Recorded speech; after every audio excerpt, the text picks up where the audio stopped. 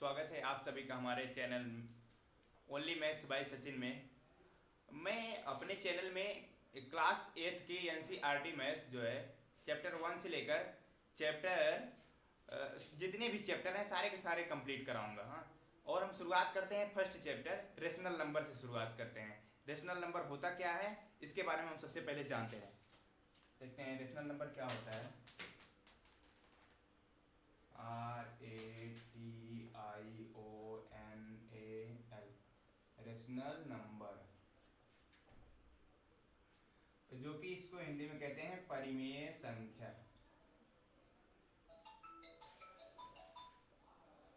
इसको कहते हैं परिमेय संख्या।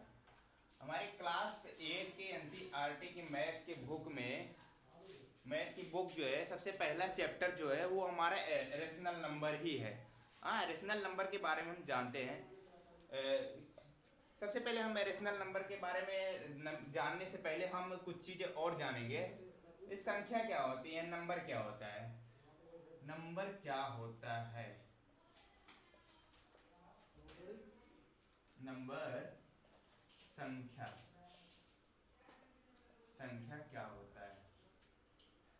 देखिए, संख्या जो होती है किसी चीज को, इसे हम कह सकते हैं गणित की भाषा में, संख्या गणित की वे वस्तुएं हैं किसी चीज को नापने, मापने, तौलने में की जाती हैं। अगर संख्या ना होती तो किसी चीज को नापना, किसी चीज को गिनना, ये सब बहुत मुश्किल हो जाता है। जैसे आप किसी इलेक्ट्रिक वायर की दुकान पे गए और वहां पे दुकानदार से कहा हमें तार दे दो, क्या वो दुकानदार आपको तार देगा? नहीं देगा। क्यों? क्योंकि आपको उसको नापने के लिए संख्या की जरूरत पड़ती है ना। जब संख्या नहीं होती तो हम कैसे बताते हैं कि हमें इतना तार चाहिए, इतना तार नहीं चाहिए। संख्या कोई भी संख्या होती है, जैसे हो गया 5, 6, 10, 20, 50, ये सारी संख्याएं होती हैं। ये संख्या वही होती है, कोई भी संख्या हो, वो सब की सब संख्या होती है। ठीक है। और उसके बाद संख्या के बाद आता है हमारा नेचुरल नंबर। प्राकृतिक संख्या क्या होती है वो चीज हम जानते हैं। नेचुरल नंबर आता है, संख्या के बाद आता है natural number, NATURAL, natural number. Natural number क्या होता है? प्राकृतिक संख्या, इसे हम कह सकते हैं वे संख्या होती है जिनकी शुरुआत 1 से होती है।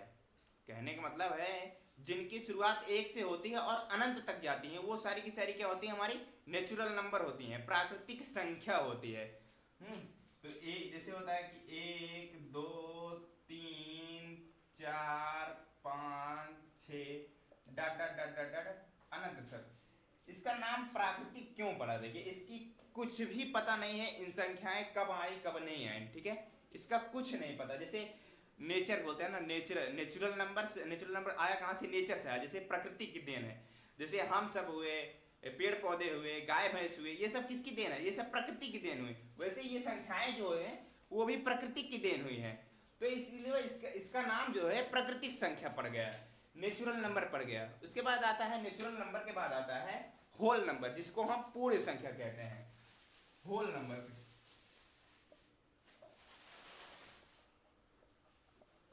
होल नंबर, इसको हिंदी में कहते हैं पूर्ण संख्या।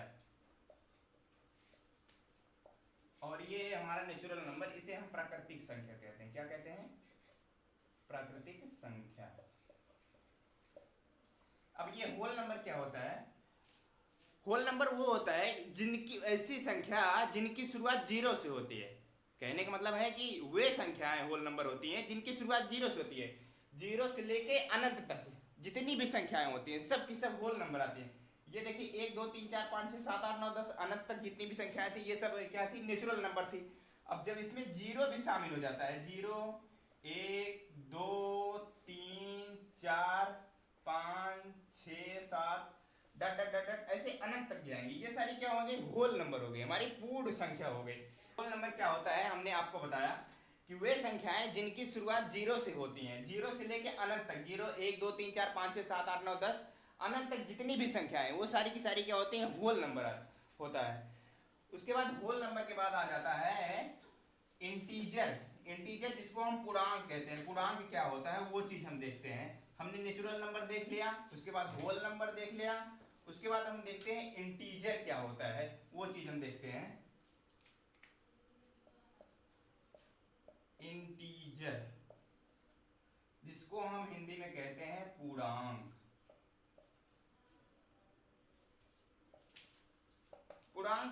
पूर्णांक क्या होता है? वे संख्या, पूर्णांक वे संख्याएं होती हैं जिसमें धनात्मक और ऋणात्मक दोनों संख्याएं आ जाती हैं। कहने का मतलब जैसे संख्याएं क्या धनात्मक ही थोड़ी होती है, 1 2 3 4 5 6 7 8 9 यही थोड़ी होती है, ऋणात्मक भी संख्या होती है, -1 -2 -3 -4। तो कहने का मतलब है वे पूरा इंटीजर वो होता है जिसमें धनात्मक और ऋणात्मक दोनों संख्याएं आ जाती हैं।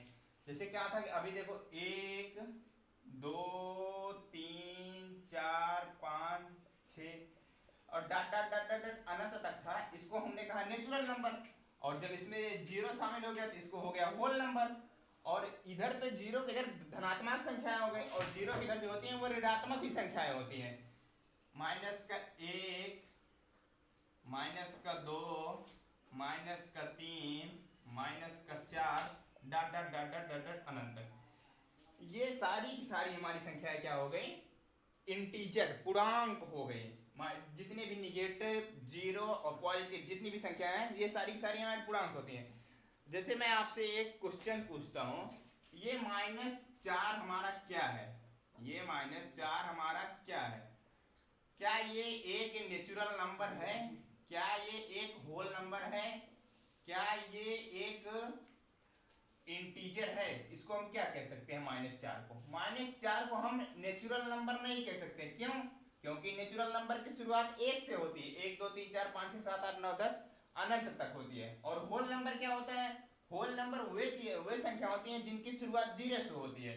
0 से लेकर जितनी भी धनात्मक संख्याएं होती हैं वो होल नंबर होती हैं। इसको मतलब हम ये भी होल नंबर भी नहीं कह सकते -4 को। और इसको हम इंटीजर कह सकते हैं क्योंकि इंटीजर में क्या है, धनात्मक भी आ जाते हैं और ऋणात्मक भी और जीरो भी, तीनों चीजें आ जाती हैं। इस वजह से ये -4 जो है हमारा इंटीजर है। तो अगर ये मैं पूछूं आपको +4 ये +4 ये 4 क्या है, इसको हम क्या क्या कह सकते हैं?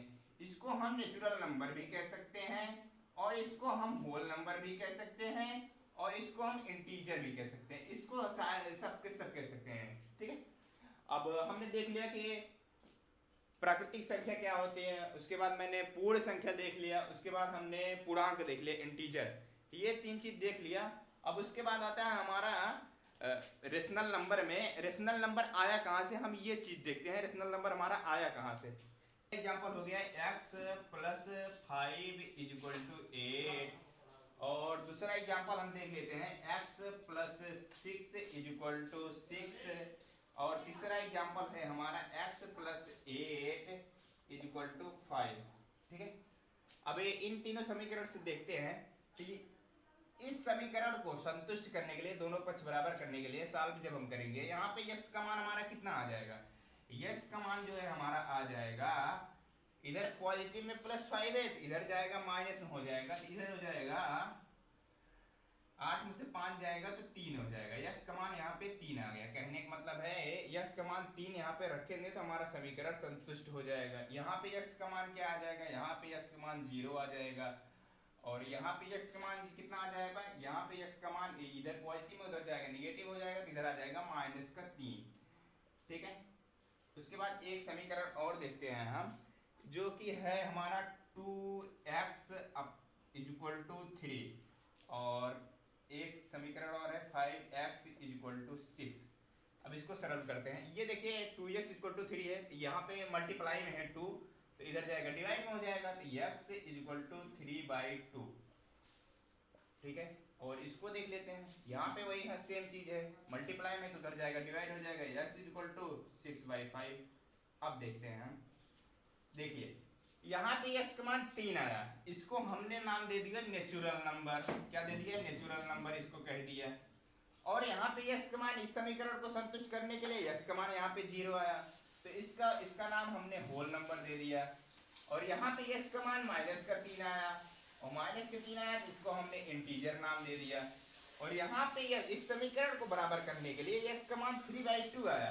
देखिए क्या था कि नेचुरल नंबर, होल नंबर और इंटीजर में देखा था कि हमारा नेचुरल नंबर 1 से लेके अनंत तक थी और होल नंबर 0 से लेके अनंत थी और इंटीजर में क्या था कि धनात्मक और ऋणात्मक दोनों संख्या। ठीक है, इसमें ऋणात्मक आ गया, इस वजह से इंटीजर की जरूरत पड़ी इस समीकरण को संतुष्ट करने के लिए, यहाँ पे होल नंबर की जरूरत पड़ी इस समीकरण को संतुष्ट करने, इस समीकरण को संतुष्ट करने के लिए यहाँ पे हमें प्राकृतिक संख्या की जरूरत पड़ी।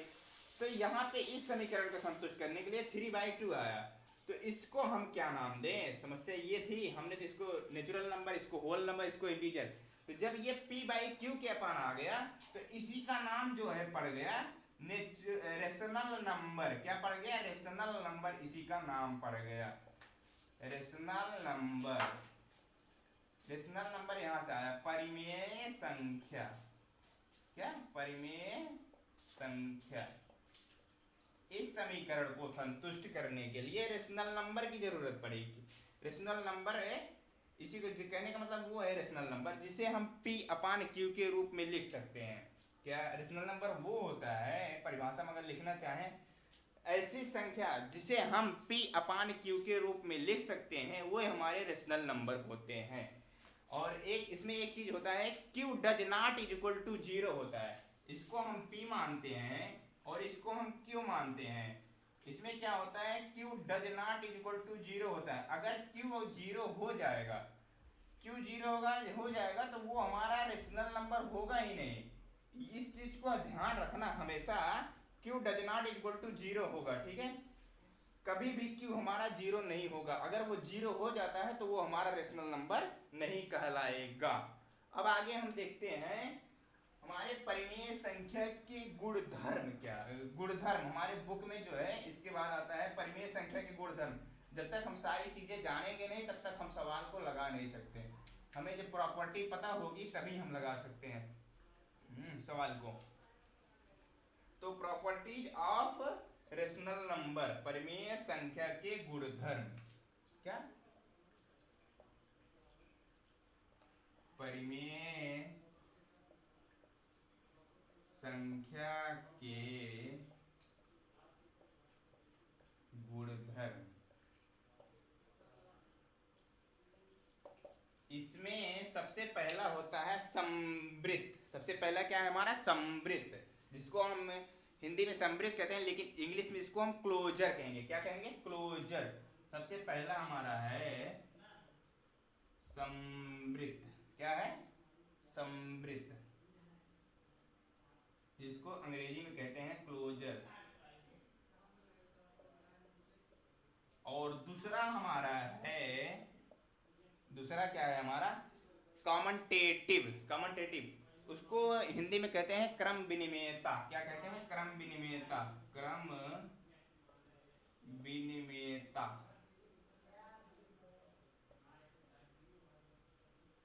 इसको अंग्रेजी में कहते हैं कॉमनटेटिव। COMMUTATIV,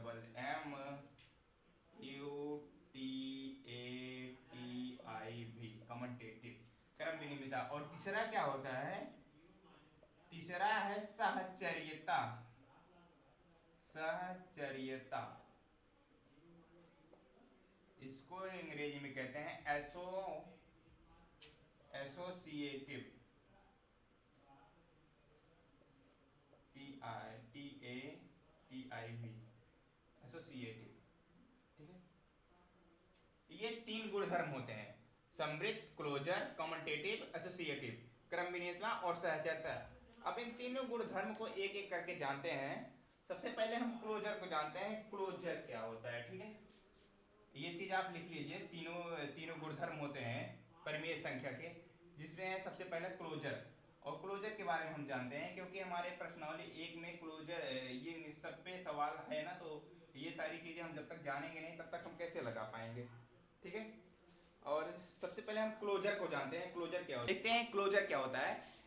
क्लोजर क्या होता है? कोई भी दो परिमेय संख्या, क्या? कोई भी दो परिमेय संख्या को आपस में जोड़ने, घटाने, गुणा करने, भाग करने अथवा भाग करने पे इनका मान एक परिमेय संख्या आए तो वो हमारा समृद्ध यानी क्लोजर के गुणधर्म फॉलो होगा। बात समझ में आई? फिर से एक बार समझिए, समृद्ध क्या होता है, क्लोजर क्या होता है? किन्हीं भी दो परिमेय संख्याएं a एंड b, किन्हीं भी दो परिमेय संख्याओं को जोड़ा जाए या फिर घटाया जाए या फिर गुणा किया जाए या फिर भाग किया जाए, तो उनका मान जो है एक परिमेय संख्या आता है तो जो है वो क्लोजर के गुणधर्म फॉलो करता है, यानी कि कहने का मतलब है कि समृद्ध के गुणधर्म वो फॉलो करता है। तो वो चीज़ हम देखते हैं एग्जाम्पल में। जैसे देखते हैं कि हमारा कहने का मतलब है कि जैसे ए हो गया और ए हो गया 3/2 और बी हो गया 4/6, ठीक है।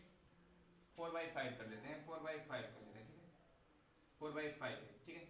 अब कहने का मतलब ए एंड बी है, दो संख्याएं, दो परिमेय संख्याएं हो गई। रूल मैंने कहा क्या, इन दोनों को जोड़ने पर एक परिमेय संख्या है तो वो समृद्ध के गुणधर्म फॉलो करेगा, प्लस पॉजिटिव वाला। इन दोनों को घटाने पर एक परिमेय संख्या आता है तो वो गुणधर्म फॉलो करेगा, निगेटिव का समृद्ध का गुणधर्म फॉलो करेगा। अगर इन दोनों को गुणा करने पे एक परिमेय संख्या आता है या फिर भाग देने पे एक परिमेय संख्या आता है तो वो समृद्ध के गुणधर्म फॉलो करेंगे। अब एग्जाम्पल हम देख लेते हैं। पहला एग्जाम्पल देखते हैं, सबसे पहला पॉजिटिव वाला हम देखते हैं, पॉजिटिव के गुणधर्म फॉलो करते हैं कि नहीं करते समृद्ध में। तो जैसे ये हो गया 3/2 प्लस 5/4, कोई भी दो परिमेय संख्या है, उससे कोई मतलब है नहीं, ठीक है। इसको देख लेते हैं। यहाँ पे एलसीएम आ जाएगा 4 और 2 का डिवाइड करेंगे 4 में तो 2 बार जाएगा और 2 का 3 में गुणा कराएंगे तो 6 बार जाएगा, 6 आ जाएगा, ठीक है। उसके बाद 4 का 4 में डिवाइड करेंगे 1 आएगा, 1 का 5 गुणा कराएंगे तो 5 हो जाएगा, यह हो जाएगा 11/4, एक परिमेय संख्या आ रही है। तो कहने का मतलब ये है कि ये प्लस वाला जो है हमारा समृद्ध के गुणधर्म फॉलो कर रहे हैं, ठीक है। अब उसके बाद आ जाता है निगेटिव का देखते हैं, निगेटिव का देखते हैं। तो जैसे 5/4 माइनस 3/4, इसको देख लेते हैं। अब इसमें देखते हैं माइनस का क्या, दो परिमेय संख्याएं, जैसे ये 5/4 हो गई, 3/4, दो परिमेय संख्याओं को आपस में घटाने पर क्या एक परिमेय संख्या ही आ रही है। तो यहाँ पे हो जाएगा 4 और 5 में से 3 जाएगा 2, तो हो जाएगा 2/4। 2/4 को हो सकता है वो काटेंगे तो 1/2 आ जाएगा, ठीक है। तो ये भी एक परिमेय संख्या ही है, ठीक है। कहने का मतलब है निगेटिव वाला भी गुणधर्म फॉलो कर रहा है। उसके बाद आ जाता है हमारा गुणा का, गुणा का देखते हैं, मल्टीप्लाई का देखते हैं। वो क्या होता है मल्टीप्लाई, जैसे हम 5/6 लिए और उसके बाद 3/7 ले लिया, इनको देखते हैं। 3×5 = 15 हो जाएगा और 7×42 हो जाएगा। 15/42 एक परिमेय संख्या है, ठीक है। कहने का मतलब ये भी हमारे गुणा का जो है, दो परिमेय संख्याओं को गुणा करने पर एक परिमेय संख्या आ रही है, इसका मतलब है कि ये समृद्ध के गुणधर्म फॉलो कर रहे हैं। अब रह गया डिवाइड का, डिवाइड का चेक कर लेते हैं। ये हो गया 5/4 डिवाइड बाई 2/6, इसको चेक कर लेते हैं क्या एक हमारी परिमेय संख्या आ रही है। अब जैसे ये 5/6 है, 5/4 है, सॉरी 5/4 है और 2/6 है, तो ये इधर बीच में मल्टीप्लाई है। इसको सॉल्व करने के लिए 5/4 को ये चीज रहेगा और ये जो है डिवाइड बाई ये बदल जाता है चिन्ह और ऊपर का नीचे हो जाता है, ठीक है। ये 6 जो है ऊपर चला जाएगा और 2 नीचे आ जाएगा, तो ये हो जाएगा 6×5 = 30 और 4×2 = 8, ये हो गया 30/8। कहने का मतलब ये भी है हमारा डिवाइड का गुणधर्म, जो डिवाइड है, दो परिमेय संख्याओं को डिवाइड करने पर एक परिमेय संख्या आ रही है, ये भी समृद्ध के गुणधर्म फॉलो कर रहे हैं। बट क्या है कि कुछ केसेज में Q does not equal to 0 होता है। इस चीज को हमेशा ध्यान देना, Q does not equal to 0, बहुत ऐसे केस हो जाएंगे किसी किसी में यहाँ पे 0 हो जाएगा तो वो जो है वो समृद्ध के गुणधर्म फॉलो नहीं करेगा कुछ केसेज में, ठीक है। तो अब आगे हम आ जाते हैं, हमारा हमें उम्मीद होगी कि समृद्ध के गुणधर्म, समृद्ध के क्या होता है वो चीज़ आपको समझ में आ गई होगी। मैंने इसमें क्या बताया था आपको एक बार फिर बता देता हूँ। किन्हीं भी दो परिमेय संख्याओं को आपस में जोड़ने, घटाने, गुणा करने, भाग करने पर एक परिमेय संख्या आती है तो वो समृद्ध के गुणधर्म फॉलो करते हैं, ठीक है। अब उसके बाद आ जाता है हमारा दूसरा है क्रम विनिमेयता। वो क्या चीज़ होती है वो चीज़ हम देखते हैं। क्रम विनिमेयता क्या होता है।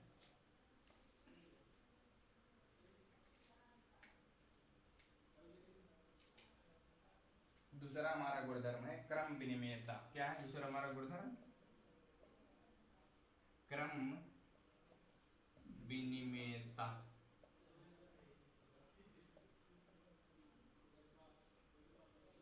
क्रम विनिमेयता क्या होता है वो चीज हम देखते हैं, ठीक है।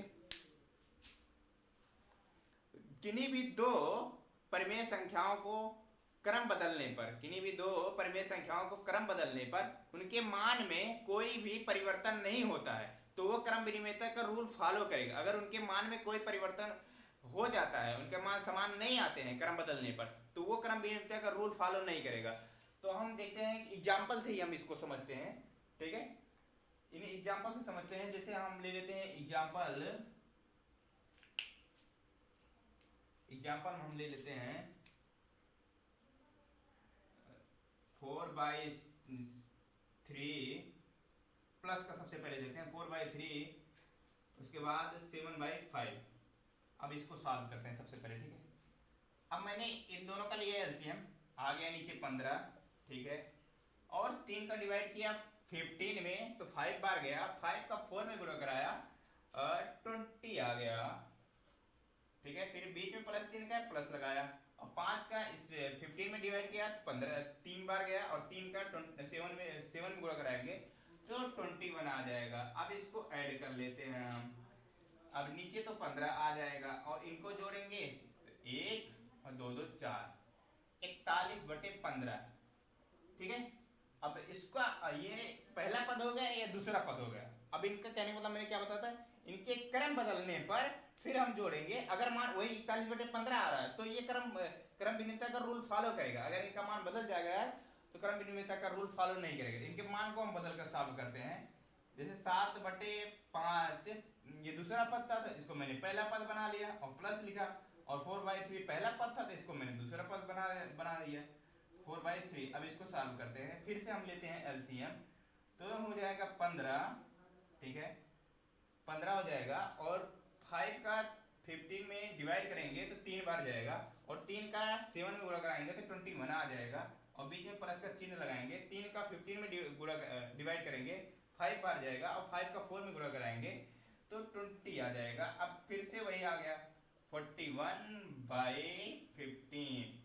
कहने का मतलब दोनों का मान सेम आ रहा है ना, 41/15 41/15। इनका क्रम बदलने पर भी इनका मान सेम आ रहा है। कहने का मतलब है पॉजिटिव में क्रम विनिमेयता का गुणधर्म जो है वो फॉलो करेगा। बात समझ में आई? कहने का मतलब क्या है, पॉजिटिव में क्रम विनिमेयता का गुणधर्म फॉलो करेगा। अगर इसको गणित के फार्मूले के रूप में लिखना चाहते हैं तो लिख सकते हैं a + b = b + a, ठीक है। इनके क्रम को बदलने पर इनके मान सेम आ रहे हैं तो ये क्रम विनिमेयता का गुणधर्म फॉलो करेगा, ठीक है। अब उसके बाद आ जाते हैं हम निगेटिव में। निगेटिव में देखते हैं क्या हमारा निगेटिव का रूल फॉलो कर रहा है कि नहीं कर रहा है, वो चीज हम चेक करते हैं, ठीक है। निगेटिव में देखते हैं, निगेटिव में हम चेक करते हैं। निगेटिव में आ जाता है जैसे हम कोई भी दो परिमेय संख्या ले लेते हैं। पर पहली परिमेय संख्या हो गया कि मेरा मैं ले लिया 6/7 ले लिया और माइनस का 5/4 ले लिया। अब इसको सबसे पहले हम सॉल्व करते हैं। अब 7 और 4 का एलसीएम लेंगे तो कितना आ जाएगा 28। कितना आ जाएगा 28 ही आएगा एलसीएम इसका, ठीक है। अब 7 का हम 28 में डिवाइड करेंगे तो 4 बार जाएगा और 4 का 6 में गुणा कराएंगे तो 24 आएगा और फिर बीच में माइनस चिन्ह है, माइनस लगाएंगे। अब फिर ये 4 का हम फिर इसमें डिवाइड करेंगे 28 में तो 7 बार जाएगा। 7 का हम 5 में गुणा कराएंगे तो 35 आएगा। अब इसको देखते हैं 35 में से 24 जाएगा, कितना आ जाएगा 5 में से 4 गया 1 और 3 में से 2 गया 1/28। वो भी माइनस का चिन्ह लगेगा क्योंकि माइनस से बड़े वाला चिन्ह, बड़े वाली संख्या के सामने माइनस चिन्ह है तो इस वजह से माइनस लगेगा तो -11/28 आ गया, ठीक है। अब इनका क्रम बदल के देखते हैं क्या -11/28 आ रहा है हमारा। क्रम बदलते हैं तो ये 5/4 पहले आ जाएगा और माइनस चिन्ह लगाएंगे और 6/7 दूसरा पद बन जाएगा, ठीक है। अब इसको सॉल्व करते हैं। फिर से मैंने इसका एलसीएम लिया 28 को मैंने फिर से 4 का डिवाइड किया 28 में, 7 बार गया, 7 का फिर से हम 5 में गुणा कराएंगे तो यहाँ आ जाएगा 35 आ जाएगा, और माइनस चिन्ह है, माइनस चिन्ह लगाएंगे। अब फिर से 7 का इसमें 28 में डिवाइड करेंगे, 4 बार जाएगा, 4 का हम 6 में गुणा कराएंगे तो 24 आ जाएगा। अब इसमें देखते हैं क्या आता है। अब 35 में से 24 घटाएंगे तो 5 में से 4 जाएगा, 1 आ जाएगा, 3 में से 2 जाएगा, 1 आ जाएगा बटे 28। अब देखिए यहाँ पे माइनस का 11/28 आ रहा था और यहाँ पे 11/28 आ रहा है, ठीक है। कहने का मतलब है कि माइनस का जो है क्रम बदलने पर इनके मान समान नहीं आ रहे हैं, इस वजह से निगेटिव वाला रूल जो है क्रम विनिमेयता में फॉलो नहीं करेगा। बात समझ में आई। अब इसको हम कह सकते हैं फार्मूला के रूप में a minus B does not equal to B minus A. बात समझ में आ रही है। कहने का मतलब वही था ना कि a और a माइनस बी का जो मान आ रहा है -11/28, और इसके क्रम जब हम बदल दिए, पहला पद को दूसरा कर दिया, दूसरा पद को पहला कर दिया, तो 11/28 आ रहा है, तो दोनों बराबर नहीं आ रहे, इस वजह से ये क्रम विनिमेयता का रूल फॉलो नहीं करेगा, ठीक है। अब आगे देखते हैं हम। अब देखते हैं पॉजिटिव वाला देख लिया, उसके बाद ऋणात्मक देख लिया। अब मल्टीप्लाई में देखते हैं मल्टीप्लाई का क्या हमारा रूल फॉलो कर रहा है कि नहीं कर रहा है, वो चीज अब देखते हैं हम।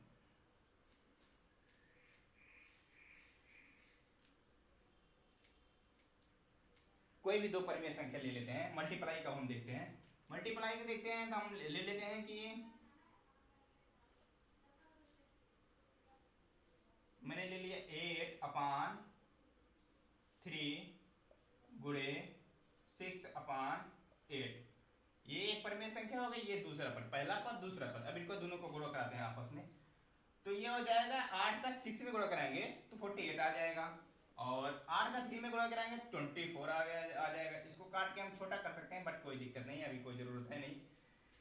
तो कहने का मतलब 48/24 आ रहा है। अब इनका क्रम बदलते हैं, क्रम बदलने पर क्या वही चीज आ रहा है, तो 6/8 पहले आ गया और 8/3 दूसरा पद बना दिया मैंने। अब इसको सॉल्व करते हैं, वही फिर से आ जाएगा 48/24। कहने का मतलब है कि क्रम विनिमेयता में गुणा का गुणधर्म जो है वो फॉलो करेगा। किन्हीं भी दो परिमेय संख्याओं को आपस में क्रम बदलने पर उनके मान जो है सेम ही आ रहे हैं गुणे में, तो इसका मतलब गुणा का जो है वो गुणधर्म फॉलो करेगा। इसको फार्मूले के रूप में हम सब लिख सकते हैं a into B is equal to B into A, ठीक है। ये हमारा हो जाएगा गुणा का गुणधर्म जो है क्रम विनिमेयता में फॉलो करेगा। अब उसके बाद आ जाता है डिवाइड के केस में चेक करते हैं हम, डिवाइड में क्या हमारा सेम आता है कि भिन्न आता है। अलग, अगर अलग आता है तो वो क्रम विनिमेयता का गुणधर्म फॉलो नहीं करेगा, अगर वो समान आ जाता है तो क्रम विनिमेयता का गुणधर्म फॉलो करेगा। दो परिमेय संख्या ले सकते हैं, कोई भी दो परिमेय संख्या। मैंने ले लिया कि 8/3 डिवाइड बाई 4/6।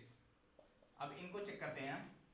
अब सॉल्व करने के लिए ये बीच में प्लस है, तो इसका चिन्ह कब बदलेगा, जब हम इसका चिन्ह जो है पॉजिटिव जो है वो गुणन हो जाएगा, सॉरी जो ये भाग है वो गुणन चेंज हो जाएगा, और ये 4/6 जो है ये पलट जाता है तो 6/4 हो जाएगा। अब 8/3 पहला पद सेम ही रहेगा और इसको चेंज हो जाएगा तो ये गुणन बदल जाएगा और 6 ऊपर आ जाएगा और 4 नीचे आ जाएगा, ठीक है। अब इसका मान देखते हैं कितना आ रहा है। ये हो जाएगा 48 और ये हो जाएगा 24, फिर से वही आ गया, चलो कोई दिक्कत नहीं। अब इनका क्रम बदलते हैं, हम देखते हैं क्या मान सेम आ रहा है। तो 4/6 हो गया और डिवाइड का चिन्ह लगाया और यहाँ पे हो जाएगा। अब दूसरे पहला पद को दूसरा पद बना रहे हैं, दूसरे पद को पहला पद बना रहे हैं, क्रम बदल रहे हैं, क्रम विनिमेयता का रूल यही है ना। तो ये हो जाएगा 8/3। अब इक्वल टू लगाएंगे, फिर से वही 4/6 हम पहले लिख देंगे, उसके बाद डिवाइड को हम मल्टीप्लाई में चेंज कर देंगे, तो ये हो जाएगा 3/8 और ये हो जाएगा 24/48। इसका मतलब दोनों का मान सेम नहीं आ रहा है, यहाँ 48/24 आ रहा है, यहाँ 24/48 आ रहा है। इसका मतलब है कि डिवाइड के केस में क्रम विनिमेयता का गुणधर्म फॉलो नहीं करेगा। बात समझ में आई। डिवाइड के केस में क्रम विनिमेयता का गुणधर्म फॉलो नहीं करेगा, ठीक है। अब हमारा मैंने समवृद्धि भी बता दिया आपको, उसके बाद क्रम विनिमेयता बता दिया। हमारा लास्ट टॉपिक, लास्ट परिमेय संख्या का गुणधर्म बचा है जिसका नाम है सहचर्या। वो चीज हम आपको बताते हैं, सहचर्या क्या होता है, ठीक है, वो भी चीज बता देते हैं। उसके बाद अगले नेक्स्ट वीडियो में हम आपको प्रश्नावली के सारे सवाल कराएंगे एक एक। ये सारी चीज हम जब तक जानते नहीं रहेंगे प्रॉपर्टी क्या होती है, तब तक हम सवाल लगा नहीं सकते। और स्कूल में क्या होता है, प्रॉपर्टी आपको बताते नहीं है, सीधे सवाल कराते हैं, इस वजह से समझने में बहुत दिक्कत आती है। सबसे पहले हम आपको दोनों बता दिए, दो गुणधर्म, समवृद्धि और क्रम विनिमयता। तीसरा आ जाता है हमारा सहचर्यता। क्या होता है वो चीज हम देखते हैं क्या होता है सहचर्यता। सहचर्यता क्या होता है वो चीज हम देखते हैं। इसमें क्या होता है कि अभी तक हमने दो पद देखे, दो परिमेय संख्याओं देखे, इसमें तीन परिमेय संख्या आ जाती है। कहने का मतलब तीन परिमेय संख्या आ जाती है। तीन परिमेय संख्या आ जाती है, देख लेते हैं हम। इसमें ए भी आ जाता है, इसमें ए बी और सी। इसको समझाने के लिए, साक्षरता के रूल को समझाने के लिए तीन पद आ जाते हैं इसमें, ठीक है। अब इसमें क्या होता है, वही चीज होता है, इसमें हम तीसरे पद को अलग कर देते हैं, दो पद को एक साथ कर देते हैं, ठीक है। अगर तीसरे पद को अलग करके दो पद को एक साथ कर देते हैं, फिर भी उसके बाद जोड़ते हैं या फिर घटाते हैं या फिर गुणा करते हैं या फिर भाग करते हैं, तो उनका मान अगर सेम आ रहा है तो वो क्या है, सहचर्यता का गुणधर्म फॉलो करेगा। अगर सेम नहीं आ रहा तो वो सहचर्यता का गुणधर्म फॉलो नहीं करेगा। हम एग्जांपल से समझते हैं। पहला देखते हैं, हम फॉर्मूला ही लिख देते हैं आपको। जैसे ए प्लस बी और बी प्लस सी है, फिर से ए प्लस बी प्लस सी, ये हमारा तीन पद हो गया। अब इसमें इसका रूल क्या कहता है, किन्हीं भी दो पद को एक साथ कर देते हैं। जैसे ए प्लस बी को एक साथ कर दिया, अगले वाले केस में हम बी प्लस सी को एक साथ कर देंगे। अगर इनका मान सेम सेम आ रहा है तो ये सहचर्यता का रूल फॉलो करेगा। अगर इनका मान सेम नहीं आ रहा है तो ये सहचर्यता का रूल फॉलो नहीं करेगा। हम एग्जांपल से देखते हैं। जैसे हम ले लेते हैं कि पॉजिटिव का सबसे पहले देखते हैं। हम ले लेते हैं 2/6, उसके बाद 4/5, उसके बाद ले लेते हैं 3/5। अब इसको हम दो पद को एक साथ कर देते हैं। इन दोनों पद को एक साथ कर दे रहे हैं और सबसे पहले इसको सॉल्व करते हैं। फिर उसके बाद हम इन दोनों पद को एक साथ करेंगे, देखते हैं दोनों का मान क्या सेम आता है। तो हम इनका एलसीएम लेंगे, 30 आ जाएगा। सबसे पहले हम इनका एलसीएम ले लेंगे, तो 5 और 6 का पहले सबसे पहले हम कोष्टक को ही सॉल्व करेंगे ना। रोज तो ये होगा कक्षा 6 और 7 में सीखा होगा। तो इनका एलसीएम ले लेंगे, हमारा हो जाएगा 30, ठीक है। और 30 हो जाएगा तो 6 का 30 में डिवाइड करेंगे, 5 बार जाएगा। 5 का 2 में गुणा कराएंगे तो 10 आ जाएगा। बीच में प्लस का चिन्ह है, प्लस का लगा दिया। और 5 का 30 में डिवाइड करेंगे, 6 बार जाएगा। 6 का 4 में गुणा कराएंगे, 6 4 जो होता है 24 और 5, ठीक है। 3/5 आ गया। और 3/5 अब इन दोनों को जोड़ लेते हैं, तो ये हो जाएगा, क्या बोलते हैं, अगला स्टेप में हमारा ये हो जाएगा 34/30 प्लस 3/5। अब इनको देखते हैं। अब इनका फिर से एलसीएम लेंगे तो हमारा 30 आएगा। तो एलसीएम आ गया हमारा 30, और अब 30 का 30 में डिवाइड करेंगे तो 1 आ जाएगा। इधर 1 का 34 में गुणा करेंगे 34 ही आ जाएगा। प्लस 5 का हम 30 में 6 बार जाएगा, 6 का 3 में गुणा करेंगे तो 18 आ जाएगा। और अब इसको जोड़ते हैं। 8 4 12 का 2 हो जाएगा, हासिल 1 और 3 1 4 और 1 5, 52/30 आ गया, ठीक है। ये आ गया 52/30, इसका मान आ गया। अब इसके बाद इसका अब वही चीज ना, अब इनका जैसे इन दोनों पद को एक साथ लिया था, अब इन दोनों पद को एक साथ करते हैं। अब इसको याद रखना 52/30 आया है। अब हम इसको क्रम बदल के दोनों पद को एक साथ कर लेके सॉल्व करते हैं, देखते हैं क्या मान आता है। जैसे ये है, अब इन दोनों को एक साथ कर देते हैं और इसको अलग कर देते हैं। इन दोनों को एक साथ कर दिया और इसको अलग कर दिया, जैसे इसमें, ठीक है, रूल में जैसा है। अब फिर से इसको करेंगे हम 2/6 प्लस 5 का जो है 5 नीचे आ ही जाएगा, जब हर समान है तो एलसीएम लेने की कोई ज़रूरत नहीं है। और 4 3 जो है 7 हो जाएगा। अब इसको देखते हैं, 30 एलसीएम आ गया और 6 का 30 में गुणा करेंगे 5 आ जाएगा। 5 का 2 में गुणा करेंगे 10 आ जाएगा, प्लस का चिन्ह लगाएंगे। और 5 का इसमें 30 में कराएंगे 6 आ जाएगा। 6 का इसमें गुणा कराएंगे 42 7, 5 का 30 में हम भाग देंगे तो 6 बार आ जाएगा। 6 का 7 में गुणा कराएंगे तो 42 आ जाएगा। अब इन दोनों को जोड़ देंगे, 42 और 10 को जोड़ेंगे 52/30। यही तो पहले भी आ रहा था, 52/30 पहले भी आ रहा था जब इन दोनों को एक साथ लिए थे, और जब इन दोनों को एक साथ ले लिए तो भी 52/30 आ रहा है। कहने का मतलब है ए प्लस बी प्लस सी, इन दोनों को एक साथ करने पर मान सेम आ रहा है, इन दोनों को एक साथ करने पर मान सेम आ रहा है। कहने का मतलब है पॉजिटिव का सहचर्यता में गुणधर्म जो है फॉलो कर रहा है। इसी प्रकार हम निगेटिव में चेक कर लेंगे, बट क्या है कि हम अगली वीडियो में आपको सवाल कराएंगे। अभी हम लास्ट चल रहा है। अब इसमें हम आपको सिर्फ सूत्र लिखा दे रहे हैं, अगले वीडियो में आप एग्जाम्पल कर लेना खुद से, इसी तरह से एक एक करके चेक करके। हाँ ये तो हो गया पॉजिटिव में, और निगेटिव में देखते हैं a minus B minus C equal to a minus B minus C. अब इसमें सॉरी माइनस सी। अब इन दोनों को एक बार एक साथ करके चेक कर लेंगे, फिर उसके बाद इन दोनों को एक साथ चेक कर लेंगे। बस इसका मान सेम जो नहीं है, इसका मान जो है सेम नहीं आएगा, ये दोनों कभी समान नहीं हो सकते। फिर उसके बाद आता है a डिवाइड बाई बी, उसके बाद उसी तरह मल्टीप्लाई में चेक करेंगे, दोनों का मान सेम ही आएगा।